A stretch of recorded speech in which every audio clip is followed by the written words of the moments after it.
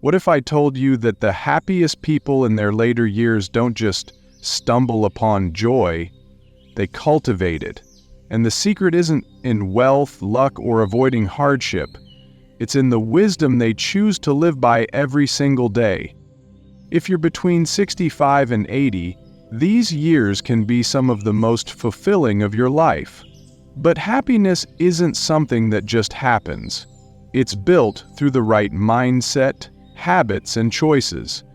The truth is, some people reach their later years feeling more content than ever, while others find themselves weighed down by regrets, loneliness, and dissatisfaction. So what makes the difference? What do the happiest seniors know that others don't? It's not about avoiding challenges, but about mastering the perspectives that allow you to navigate them with grace.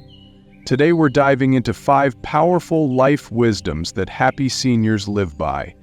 Wisdoms that can truly change how you experience these years. Stick with me, because by the end of this, you'll have a new way of looking at your later years, one that brings more peace, purpose, and joy than you might have thought possible. Let's get started. Number 1, let go of what you can't control. We spend so much of our lives trying to direct things that may ultimately be out of our hands, worrying about what others think, fretting over outcomes, or holding on to regrets from decades ago. By the time we reach our 60s, 70s, or 80s, we've witnessed how unpredictable the world can be. Health might change, families may drift apart or come closer unexpectedly, and the pace of daily life can shift in ways we never saw coming. The happiest among us learn a valuable secret. The path to peace often lies in releasing the tight grip we have on what cannot be changed. Let's take Miriam, for example, who is 77 years old. She spent a lot of time feeling frustrated that her 2 adult grandchildren seldom visited. She used to ruminate on why they didn't prioritize family, often ending up hurt and resentful. But one day she decided to try a different approach. Instead of waiting for her grandchildren to drop by, she called them and sent handwritten letters. Her mindset changed from, "Why don't they visit?" to, "I'm going to reach out because I love them." Over time, both grandchildren responded positively, and the lines of communication opened. Miriam recognized that she couldn't force them to visit, but she could control how she acted out of love and openness. Research by the American Psychological Association has shown that those who practice healthy emotional regulation, accepting what they can't change, and directing energy toward what they can, tend to have lower stress levels and better overall mental well-being. This applies doubly as we grow older. Our physical and social landscapes might evolve, but the most vital thing remains our perspective. Sometimes learning to release what we can't control means accepting a diagnosis with grace, forgiving an old friend who hurt us, or simply acknowledging that the world has changed in ways we don't fully recognize. Letting go doesn't mean giving up or becoming passive. It's more about preserving our emotional energy for the things that genuinely need our attention. It's about responding to life's twists with calmness and compassion, for ourselves as much as for others. When we stop clinging to scenarios we can't alter, we free our minds and hearts to embrace new possibilities. Can you recall a situation in your life where you found peace by finally letting go of something you couldn't change? What did that moment feel like, and how did it shape your outlook afterward? Number 2, prioritize connection over loneliness. Our human need for connection doesn't fade with age. In fact, it becomes even more pronounced. Sometimes our circles shrink as friends move, family members get busy, or life circumstances make it harder to see one another. It's easy to slip into loneliness, and often the effects are subtle at first. Longer afternoons where the phone doesn't ring, or evenings spent wishing someone was there to share a conversation. A story that illustrates the power of connection is Stella's. She lost her husband of 50 years, and understandably, spent her first 6 months of widowhood keeping to herself. Friends wanted to help, but Stella felt she couldn't burden them with her grief. Then, her community center started a cooking class for seniors. She'd always loved to cook, but hadn't had the energy or motivation since her husband's passing. Still, she forced herself to attend. On the first day, she could barely chop an onion without her mind wandering back to memories of her late spouse. By the third week, she was not only mastering new recipes, but also making new friends, people who, just like her, were seeking companionship. The difference in her spirit was undeniable. She felt alive again, nourished by the simple act of learning alongside others. Social scientists have consistently found strong evidence that maintaining meaningful connections can significantly improve well-being in older adults. The National Institute on Aging points out that social isolation increases health risks, including high blood pressure and depression, while robust social networks can help protect the mind and body from decline. When we say life lessons from the elderly, one key lesson is this: you can't always wait for connection to happen. You often have to foster it. Consider small acts. Invite an old friend over for coffee. Join a local walking group, or volunteer at a nearby center. The hardest part sometimes is taking the first step. Yet every new smile, every shared laugh, is a reminder that you're not alone, that you're seen, heard, and valued. We all need those reminders, no matter our age. If you're still here with me, type 2 in the comments to let me know you're finding this information helpful. Number 3. Focus on growth, not just survival. Many people assume that personal growth is for the young. Once we retire or pass a certain birthday milestone, society might suggest that learning new things is no longer essential. But that's far from the truth. The most vibrant seniors are those who recognize that growth isn't just for children or working professionals. It's a lifelong practice that keeps us curious, engaged, and fulfilled. Consider the story of Arthur, who at 73 decided he wanted to learn how to play the harmonica. He'd played the piano in his youth, but he hadn't touched an instrument in over 40 years. He found a local tutor who specialized in teaching older adults. Day by day, Arthur practiced simple tunes, and a month in, he was picking out melodies all by himself. His children were amazed.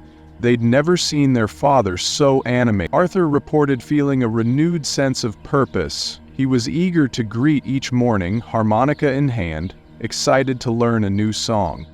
Neuroscientists have discovered that engaging in activities that challenge the brain, like learning an instrument, studying a language, or mastering a new hobby, can help maintain cognitive function and may even stave off conditions such as dementia.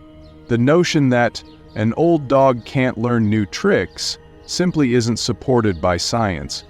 Our brains remain adaptable, forming new neural pathways at any age, especially when we push ourselves to try unfamiliar tasks.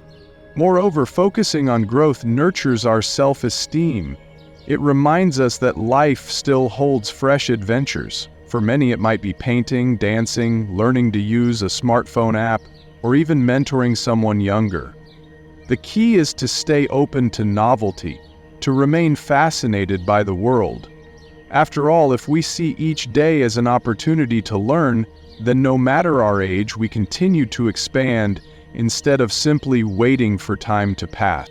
What's one new skill or subject you've always been curious about but never got around to exploring?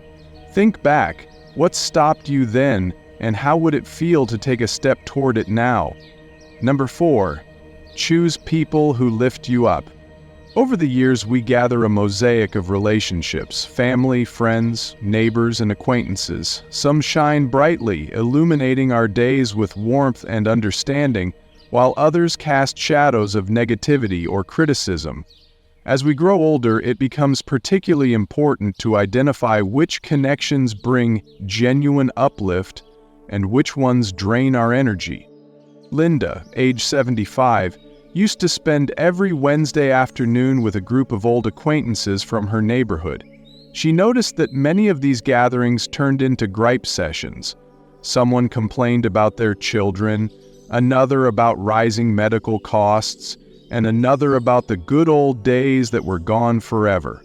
Linda would go home feeling tense and gloomy. Then, at a neighbor's birthday party, she got to chatting with a new friend, Alice, who was full of excitement about gardening and historical novels.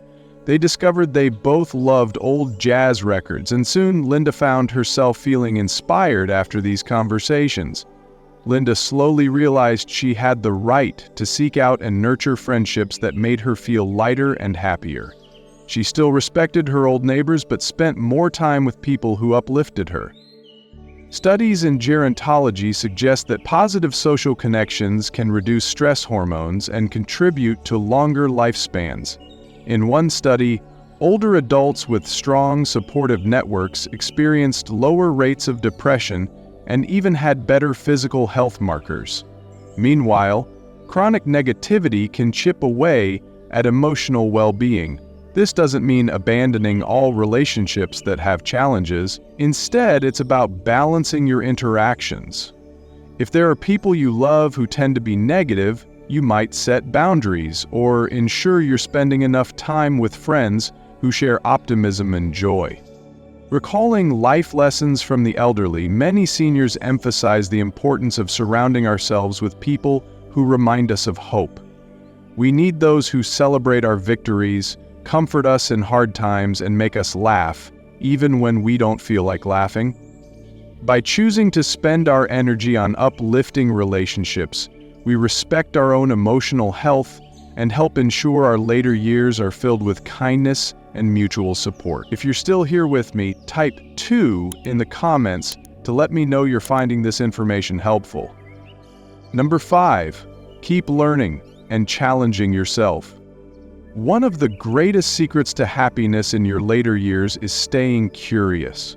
The happiest seniors never stop learning. They understand that life isn't about reaching a finish line, it's about continuously growing, exploring, and discovering new things. Think about Robert. He retired at 68 and at first enjoyed the slow pace of life, but after a while he started feeling unfulfilled, like something was missing. One day he decided to take up painting, something he had never done before.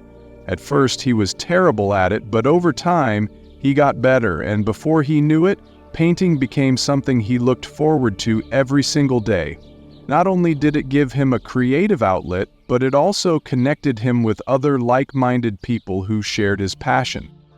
Whether it's learning a new skill, picking up a hobby, or simply staying curious about the world, keeping your mind active is one of the best things you can do for your well-being. It prevents cognitive decline, improves memory, and gives you a sense of purpose. Studies have shown that seniors who engage in lifelong learning are not only happier but also healthier, with a lower risk of developing conditions like dementia. It doesn't have to be something grand, just something that excites you.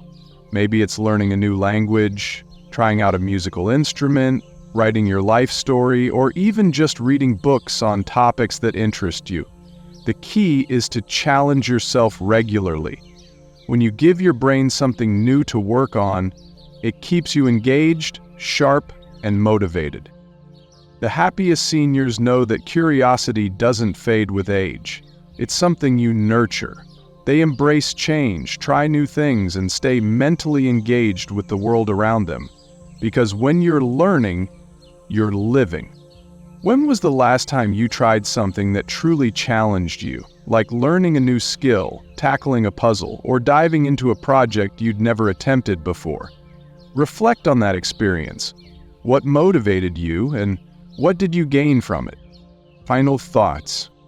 Thank you for spending this time with us and exploring the 5 life wisdoms that can add more meaning and joy to your later years. Before we part, let's gather our thoughts and remember what truly matters.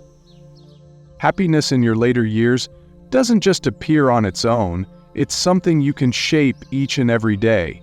It's not about living a picture-perfect life, but about making choices that bring fulfillment, peace, and purpose to the life you already have. Some of the happiest older adults aren't those who had it easiest, but those who discovered what truly counts: close relationships, gratitude, self-care, letting go of what no longer serves them, and keeping their minds active. They don't wait for happiness to come knocking.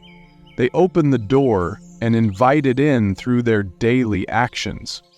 If you've noticed life slowing down or feeling less exciting than before, remember that this stage of your journey is just as important, meaningful, and full of potential as any other. You hold the power to make these years shine. Ask yourself, which of these wisdoms are you already living by, and which ones could you embrace more deeply? Each step you take, even the small ones, makes a real difference. We'd love to hear from you. Please consider sharing a comment below about one thing you've learned today and how you plan to make use of it. Your thoughts encourage us to keep creating content that nurtures and inspires. If you found this discussion helpful, feel free to like, subscribe, or share it with someone who might benefit from a comforting word or two. I'll leave you with a fitting quote from an old Chinese proverb.